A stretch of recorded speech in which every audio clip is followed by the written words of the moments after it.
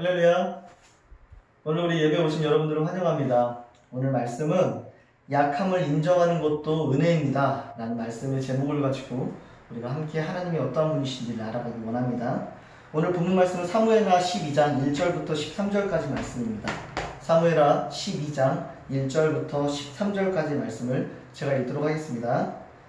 주님께서 예언자 나단을 다윗에게 보내셨다. 나단은 다윗을 찾아와서 이런 이야기를 하였다. 어떤 성읍에 두 사람이 살았습니다. 한 사람은 부유하였고 한 사람은 가난하였습니다. 그 부자에게는 양과 소가 아주 많았습니다. 그러나 그 가난한 사람에게는 사다가 키우는 어린 암양 한 마리밖에는 아무것도 없었습니다. 그는 이 어린 양을 자기 집에서 길렀습니다. 그래서 그 어린 양은 그의 아이들과 함께 자라났습니다. 어린 양은 주인이 먹는 음식을 함께 먹고 주인의 잔에 있는 것을 함께 마시고 주인의 품에 안겨서 함께 잤습니다. 이렇게 그 양은 주인의 딸과 같았습니다. 그런데 그 부자에게 나그네 한 사람이 찾아왔습니다. 그 부자는 자기를 찾아온 손님을 대접하는데 자기의 양떼나 소떼에서는 한 마리도 잡기가 아까웠습니다. 그래서 그는 그 가난한 사람의 어린 암양을 빼앗아다가 자기를 찾아온 사람에게 대접하였습니다. 다윗은 그 부자가 못마땅하여 몹시 분개하면서 나단에게 말하였다. 주님께서 확실히 살아계심을 두고서 맹세하지만 그런 일을 한 사람은 죽어야 마땅합니다. 또 그가 그런 일을 하면서도 불쌍히 여기는 마음이 전혀 없었으니 그는 마땅히 그 어린 암양을 4배로 갚아주어야 합니다. 나단이 다윗에게 말하였다. 임금님이 바로 그 사람입니다. 주 이스라엘의 하나님이 이렇게 말씀하십니다. 내가 너에게 기름을 부어서 이스라엘의 왕으로 삼았고 또 내가 사울의 손에서 너를 구하여 주었다.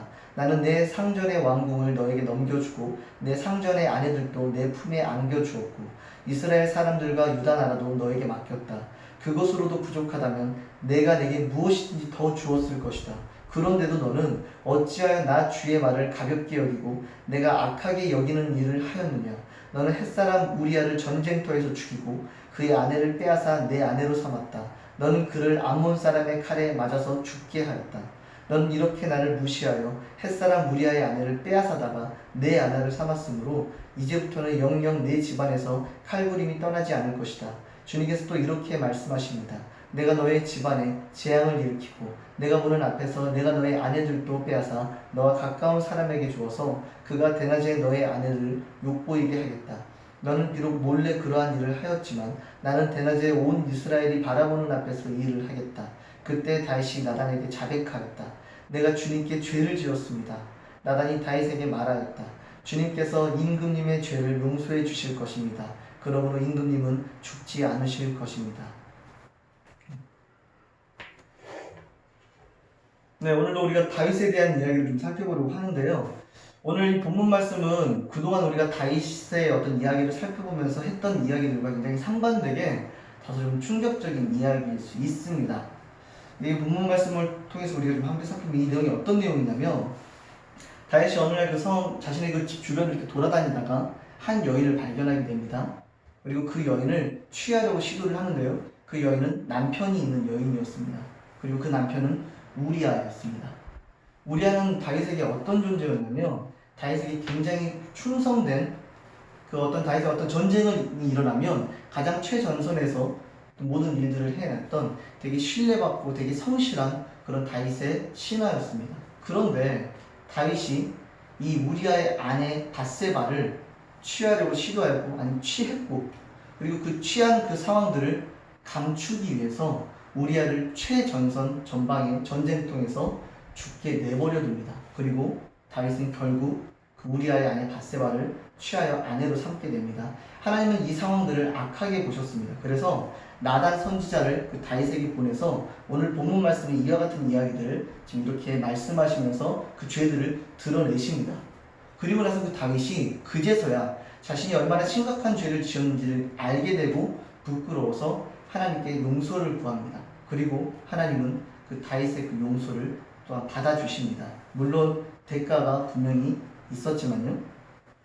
우리는 지금 이 상황들을 통해서 좀 되게 뜬금없습니다. 왜냐하면 그동안 다윗의 이야기는 하나님과 함께하는 자의 삶이 어떠한 것인지 우리는 다윗의 삶을 통해서 발견할 수 있었는데 그런 다윗의 삶에 어떻게 이와 같은 일들이 벌어졌던 걸까요? 왜 하나님은 다윗이 이렇게 죄를 짓도록 내버려 두셨을까요? 아니, 내버려 두신 게 맞을까요? 승승장구하던 다윗, 누가 봐도 특별하다고 생각되는 그의 삶. 그러나 그의 삶이 특별했던 이유는 그가 하나님과 함께 하였기 때문입니다. 매 순간 그는 하나님께 묻고 의지하며 동행하였습니다. 그가 완전했던 것이 아니라 그와 함께 하셨던 그 하나님이 완전하셨던 것입니다. 그러나 어느 순간 사람들의 인정과 칭찬에 교만해져서 하나님의 생각과 뜻을 구하기보다 자기의 판단을 신뢰하게 됩니다. 그리고 모든 문제는 바로 여기에서부터 시작이 됩니다. 하나님과 함께했던 그 다윗, 그러나 뜬금없이 등장했던 이 본문의 말씀, 하나님이 본문 말씀을 통해서 우리에게 무엇을 말씀하기를 원하실까요? 다윗은 그동안 하나님과 함께하면서 너무나 많은 일들을 경험했습니다. 자신이 가지고 있었던 그 물맷돌 하나를 가지고 골리앗도 이겼고요. 하나님과 함께하면서 수많은 어려움들을 다 극복하며 하나님을 경험했고 하나님과 함께했습니다. 그러나 그랬던 그런 다윗의 이전에 있는 모든 경험들이 지금의 다윗의 믿음을 증명해 주지는 못했습니다. 왜냐하면 무엇이 중요하냐면 이전에 나와 함께 했었던 하나님, 이전에 나와 하나님이 함께 했던 그 모든 일들, 그것이 중요한 것이 아니라 지금 내가 하나님과 함께하고 있는지가 중요했기 때문입니다. 그러나 어느 순간 다윗은 이러한 상황 가운데에서 하나님의 생각과 뜻을 의지하기보다 자신의 생각, 자신의 판단을 더 신뢰하게 되었고, 그러므로 인해 하나님과 함께하게 되어지지 못하는 상황을 통해 이런 문제가 발생하게 되었던 것입니다. 하나님이 이 말씀을 통해서 우리에게 무엇을 말씀하시는 걸까요? 아무리 하나님과 오랜 시간 함께하여도 지금 이 순간 내가 하나님과 함께하지 않고 있다면 우리는 넘어질 수 있다는 것입니다. 하나님이 본문 말씀을 통해서 우리가 그것을 말씀하고 계십니다. 우리는 넘어질 수 있습니다. 다윗도 넘어졌는데 우리는 안 넘어질까요? 그러면 우리는 언제든지 이 내면 가운데 이런 폭탄을 안고 살아가는 것입니다. 언제든지 나는 넘어질 수 있어. 언제든지 나도 이런 실수를 범할 수 있어. 그럼 너무나 불안하게 그렇게 살아가겠죠. 그런데 여러분, 두려워하지 마시기 바랍니다. 하나님은 우리를 종으로 부르신 것이 아니라 자녀로 부르셨습니다. 하나님은 단지 말 잘 듣고 죄를 짓지 않는 종이 아니라 하나님의 마음을 알고 죄를 미워하는 자가 되기를 원하셨던 것입니다. 어떻게 하면 죄를 미워할 수가 있을까요? 죄를 미워하는 걸 떠나서 우리는 흔히 성경을 통해서 우리가 발견하게 되는 죄, 하나님보다 더 사랑했던 많은 것들, 그런 것들을 우리가 덜 사랑하는 것도 어려운데 어떻게 그것들을 미워할 수가 있을까요? 여기는 한 가지 해결책이 있습니다. 바로 죄를 미워하려고 애를 쓰기보다 하나님을 알고 사랑하기를 힘쓰시기 바랍니다. 우리 마음 가운데는 청개구리와 같은 마음들이 있습니다. 내가 하지 말아야 돼 그렇게 집중하면 집중할수록 더 그것에 마음이 쓰이고 더 그것이 나에게 관심과 생각들로 자리 잡게 됩니다. 오히려 이럴 때는 그런 모든 상황들을 외면하고 다른 것에 집중을 해야 됩니다. 그리고 그것의 해결책은 바로 하나님께 집중하는 것입니다. 하나님은 나단 선지자를 보내 다윗의 죄를 드러내십니다. 이것은 정죄는 아니었어요. 세상 사람들에게 죄가 드러나게 되는 것은 심판이지만 자녀들에게는, 하나님의 자녀들에게서 이것은 바로 훈계이며 권면이며 바로 사랑입니다. 우리가 오늘 본문 말씀 12장 7절부터 9절 말씀을 보면 하나님이 다윗에게 어떻게 말씀하고 계신지를 알 수가 있습니다. 7절부터 9절 말씀. 나단이 다윗에게 말하였다. 임금님이 바로 그 사람입니다. 주 이스라엘의 하나님이 이렇게 말씀하십니다. 내가 너에게 기름을 부어서 이스라엘의 왕으로 삼았고 내가 사울의 손에서 너를 구하여 주었다. 나는 내 상전의 왕궁을 너에게 넘겨주고 내 상전의 아내들도 내 품에 안겨주었고 이스라엘 사람들과 유다 나라도 너에게 맡겼다. 그것으로도 부족하다면 내가 내게 무엇이든지 더 주었을 것이다. 그런데도 너는 어찌하여 나 주의 말을 가볍게 여기고 내가 악하게 여기는 일을 하였느냐. 너는 햇사람 우리아를 전쟁터에서 죽이고 그의 아내를 빼앗아 내 아내를 삼았다. 너는 그를 암몬 사람의 칼에 맞아 죽게 하였다. 하나님은 이 본문 말씀을 통해 다시 한번 다윗에게 내가 너와 어떻게 함께 있는지를 상기시켜 주십니다. 그리고 다윗은 그 이야기를 통해 그 얘기를 들으면서 아, 하나님이 나와 그렇게 함께 하셨었지. 하나님 나를 그렇게 함께 하시며 나를 그렇게 사랑하시며 나의 삶을 그렇게 인도해 주셨지. 그런 그것들을 회상하게 되고, 그러므로 하나님의 사랑이 어떠한 것인지를 다시 한번 돌아보게 됩니다.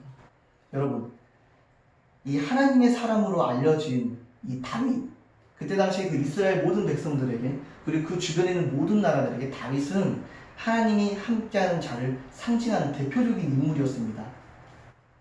다윗의 이 죄가 드러나는 것은 또한 마찬가지로 그와 함께 하시는 하나님에게도 굉장히 부끄럽고 수치스러운 일이었습니다.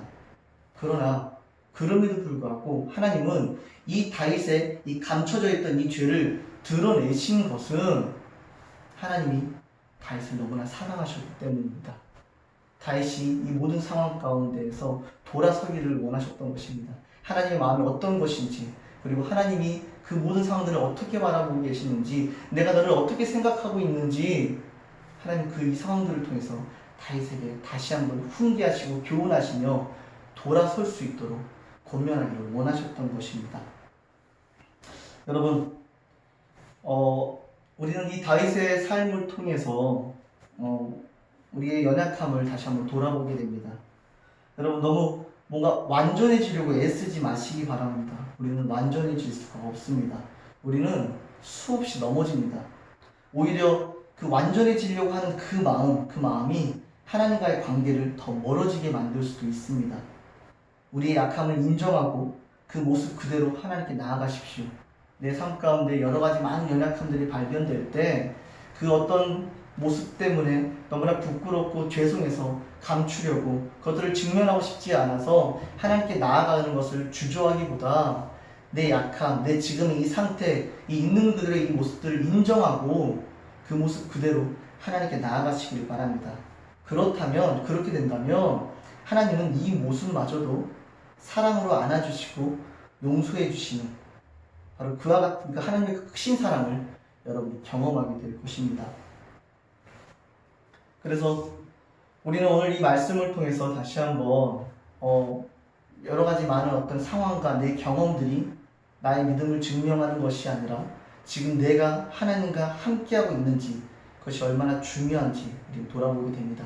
또한 내 삶 가운데 지금은 비록 감추어져 있고 내 안에 내재되어 있어 들키지 않았지만 여전히 끊임없이 내 안에서 일어나는 수많은 연약한 모습들, 하나님을 사랑하기보다 하나님과 상관없는 더 많은 것들, 세상의 많은 것들을 더 사랑하고 있었던 나의 모습, 이런 연약함들, 이런 연약한 모습마저도 하나님께 있는 그들의 모습으로 내어드릴 때 하나님 그 상황들을 통해서 그 상황들을 함께 해결해 나가시면서 하나님이 여러분을 얼마나 사랑하시고 여러분의 삶 가운데 얼마나 그 은혜와 그 마음들을 전하기를 원하시는지 발견하게 되는 것입니다. 그렇게 되면 내가 죄를 짓지 않으려고 애를 쓰는 것이 아니라 하나님을 알게 되고 하나님을 사랑해서 하나님이 미워하시는 것들을 미워하게 되는 것입니다. 여러분이 그와 같은 은혜가 함께하기를 축복합니다. 이 시대에 여러 가지 많은 시끄러운 소리들이 지금 있습니다. 뭐 교회의 어떤 연약함들, 그리고 사역자들의 어떤 연약함들, 그리고 또한 그와 같은 그 모습들을 통해서 많은 사람들이 실망을 합니다. 교회도 넘어질 수 있습니다. 목회자도 사역자들도 넘어질 수 있습니다.